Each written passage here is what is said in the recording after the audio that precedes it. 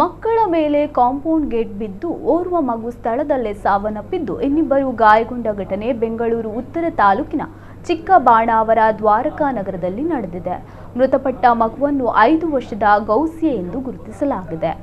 ಗಾಯಗೊಂಡವರನ್ನು ಇಮಾಮ್ ಹಾಗೂ ಶಕೀಲಾ ಎಂದು ತಿಳಿದು ಬಂದಿದೆ. ಅಣ್ಣ ಇಮಾಮ್, ತಂಗಿ ಶಕೀಲಾ ಹಾಗೂ ಗೌಸಿಯಾ ಆಟವಾಡುತ್ತಿರುವಾಗ ಈ ಅವಘಡ ಸಂಭವಿಸಿದೆ.